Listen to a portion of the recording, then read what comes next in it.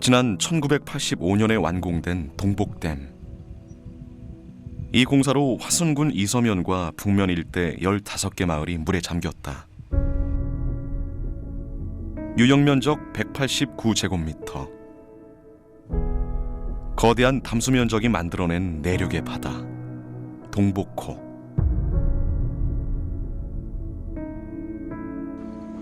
평화로워 보이는 저 깊은 물속엔 집이 있었고 길이 있었고 아이들이 뛰어놀던 학교가 있었다. 그리고 우리 선조들의 문학 공간이 있었다. 고경명, 김인후, 조광조. 조선시대 내로라 하던 학자와 문인들이 앞서서 찾아와 시를 짓고 학문을 논했던 이곳. 아름다운 자연 풍광 속에 수많은 이야기가 층층이 쌓여 있어 더욱 특별한 화순 적벽을 만나보자.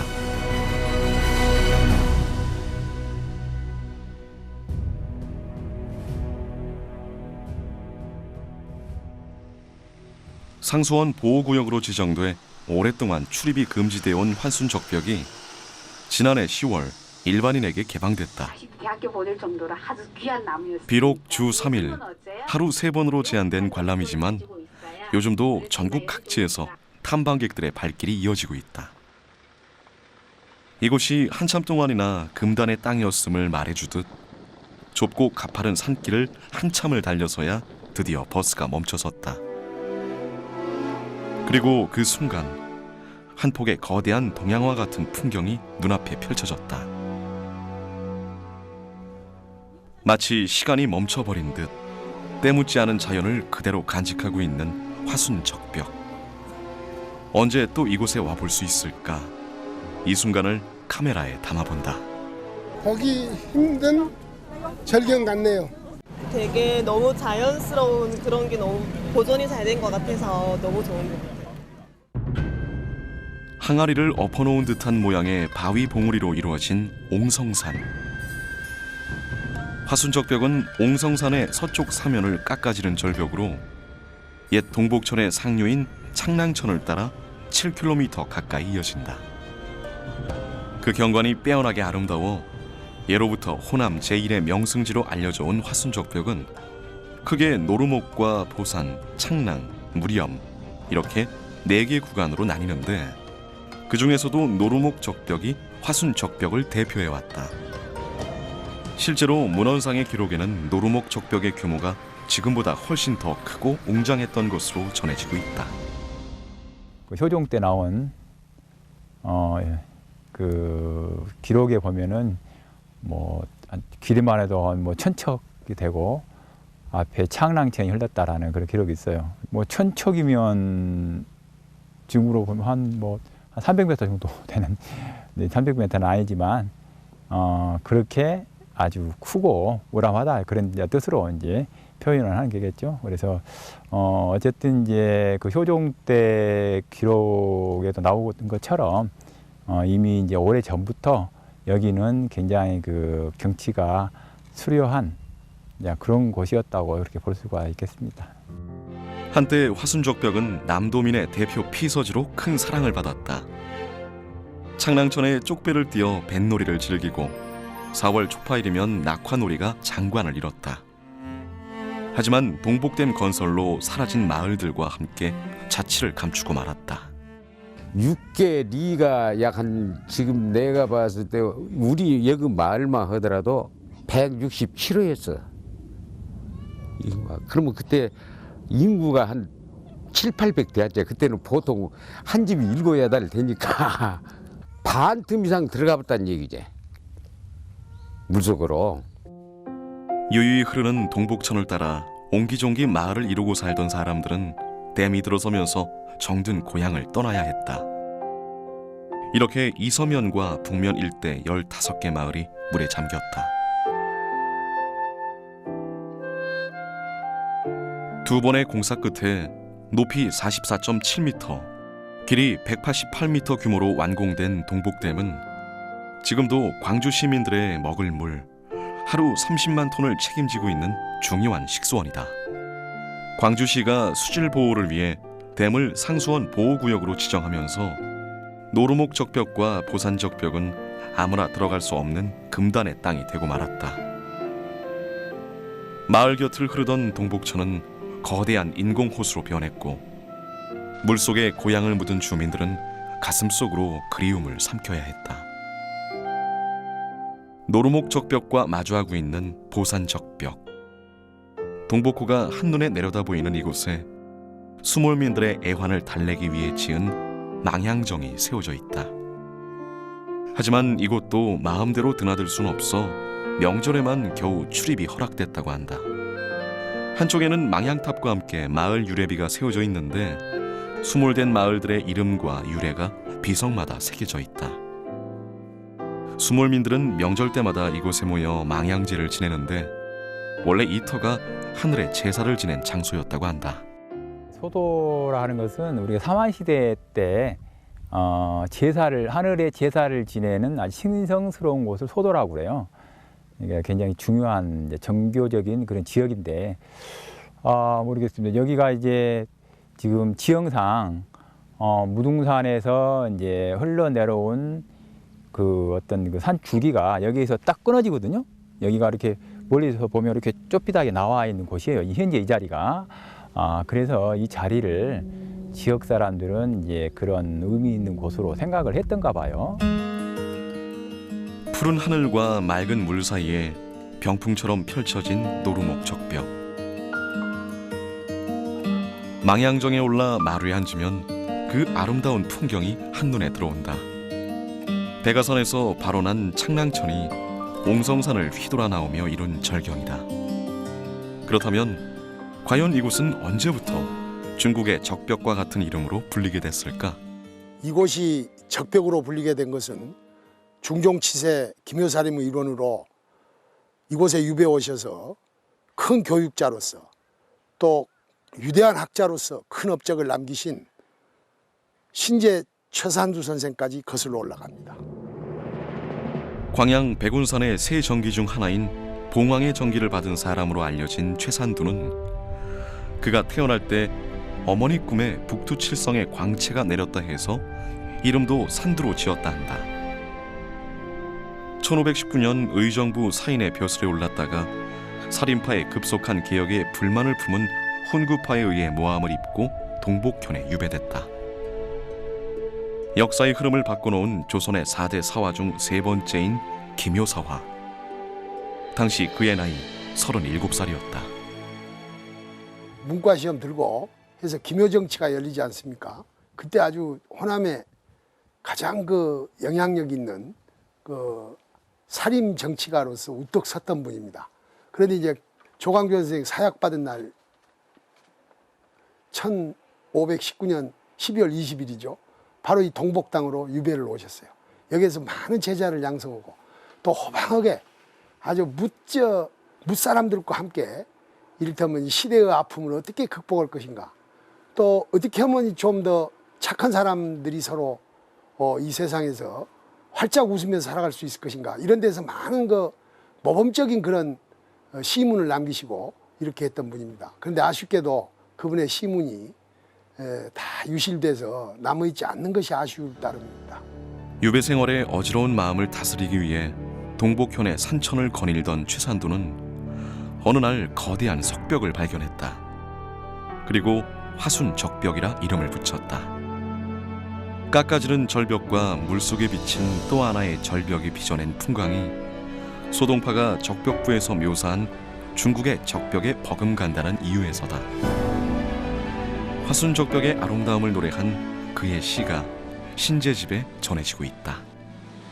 그 최산두 같은 경우는 이제 우리가 이제 도학자라고 이미 이제 그런 사람들이 이제 내려왔기 때문에 주변에서 이제 그분한테 또 공부하러 온 사람이 많이 있겠죠. 이제 그냥 귀향살이 하면 가만히 이렇게 뭐 하늘만 쳐다보고 있는 게 아니라 대개는 이렇게 교육을 시키거든요. 그래서 그 주변에 있던 사람들이랄지 멀리 또 우리 호남에 유명했던 그 김인우 같은 사람이 최산두에게 이제 공부를 하러 갔다 이런 말이 남아 있거든요. 보면 거기에서 하면서 이제 학문 같은 게 사상 같은 게 이제 전해지죠. 그러면서 이제 이 사람이 적벽이라 하니까 만약 제가 적벽이라 했다는들 뭐 알려지겠습니까만 그런 분이 적벽이라 했기 때문에 그것이 이제 많이 알려지게 된 것이죠. 14년 동안의 긴 유배 생활이 끝난 뒤에도 벼슬에 나가지 않고 동북면 연월리에 머물며 후황양성에 전념하다 생을 마친 신제 최산두. 훗날 그의 학문과 업적을 기리기 위해 지역 유림들이 나서 도원서원을 건립했다. 그가 세상을 떠난 지 135년 뒤인 1688년의 일이었다. 그 후로도 오랫동안 호남 도학의 산실로 자리매김해온 도원서원. 현재는 신재 선생 후손들에 의해 세워진 유허비와 사당, 동서재가 복원돼 있다. 최산두 선생은 이 어려운 시절에 정말 그 상식이 통하지 않는 그런 외척 권신의 그 세도 앞에서 꿋꿋하게 절개를 지킴으로 해서 이를테면 우리가 말하는 이를테면 호남 삼걸의 이름이 가장 앞자리에 서신 분이란 말이죠.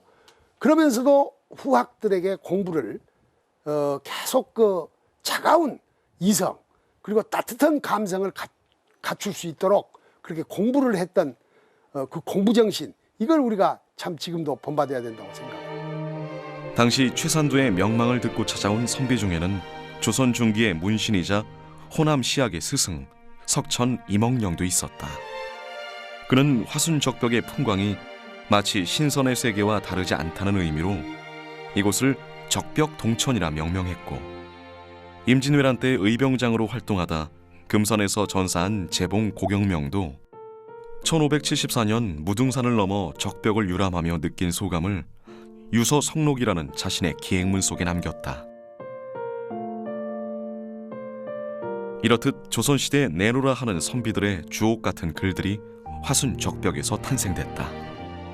무등산권의 적벽이라고 하는 게 의미가 있는 곳이 이런 중국의 적벽이라든가 어느 곳의 적벽보다 더 수많은 작품을 여기서 생산했다라고 하는 데 큰 의의가 있다. 그렇게 16세기 조선의 선비들은 풍광이 좋은 물가나 아름다운 자연을 바라볼 수 있는 비교적 높은 곳에 누정을 세우고 사교와 시문 창작의 공간으로 삼았다. 당시 화순도 이러한 누정 문화가 크게 융성했는데 기암절벽의 수려한 풍광과 창랑천의 맑은 물줄기가 어우러진 화순 적벽의 영향이 컸다.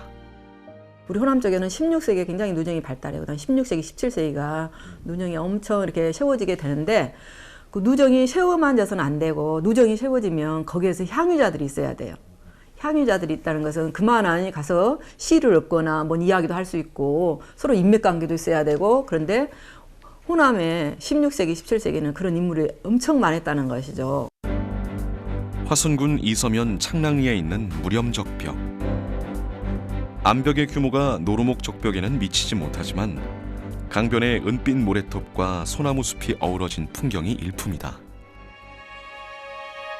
무렴적벽 건너편 언덕에는 조선 중종 때 구례 군수를 지낸 송정순이 지은 정자가 있는데 자신의 호를 따서 세운 무렴정이다. 화순적벽의 아름다움이 세상에 알려진 뒤로 적벽 지역은 오랫동안 시인 묵객들의 사랑을 받았는데 그 중심에 무렴정이 있었다. 조선 중기부터 말기까지 수많은 무리인들이 이곳에 찾아와 주옥 같은 시문들을 남겼는데 일반적인 누정 문화와는 다른 특색을 띠고 있다. 근데 적벽은 특히나 경관이 아름답기 때문에 다른 누정에서 이렇게 을품각으로 좀 달라요.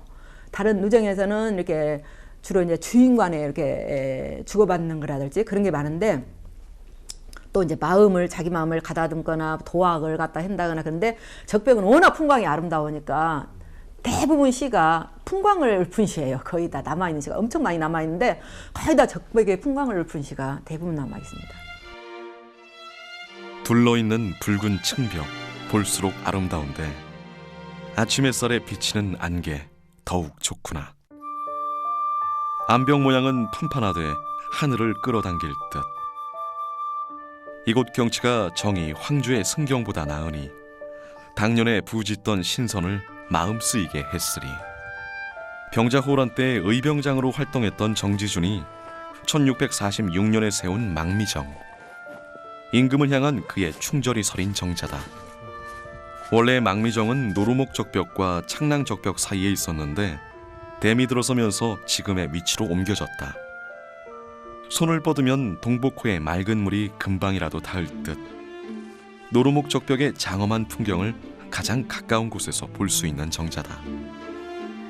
화순 적벽을 이야기할 때 빼놓을 수 없는 또 한 명의 인물, 바로 방랑시인 김삿갓이다. 평생 한 곳에 머물지 않고 세상을 떠돌던 그가 유일하게 3번 찾은 곳이 바로 화순 동복인데 자주 무렴정에 올라 시를 읊었다고 전해진다. 이 말년에 이분이 지리산 가시고 진주 가시고 이렇게 하셨는데 하루는 이제 이쪽 전라도 땅으로 넘어가는데 아주 이때 그때 병이 깊어서 여기에서 길거리에 쓰러져 있었어요.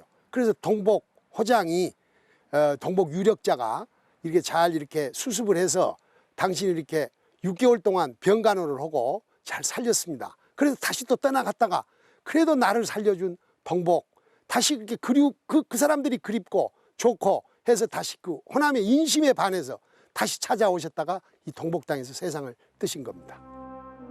김삿갓이 생의 마지막 순간을 보낸 동복면 구암마을. 22살에 시작된 긴 방랑의 삶이 이곳에서 끝났다. 일평생 허름한 삿갓을 쓰고 전국 팔도를 돌아다니며 파격적인 시를 지은 것으로 유명한 김삿갓. 지금까지 각종 문헌을 통해 그가 지은 것으로 알려진 시만 해도 500여 수에 달한다. 특히 당시에는 중국 한시의 전통적인 방식과 다르게 우리나라만의 독특한 형식을 지닌 작품들이 많이 등장했는데 풍자와 해악이 넘치는 시풍으로 한 시대를 풍미했던 김삿갓이 가장 대표적인 인물이었다.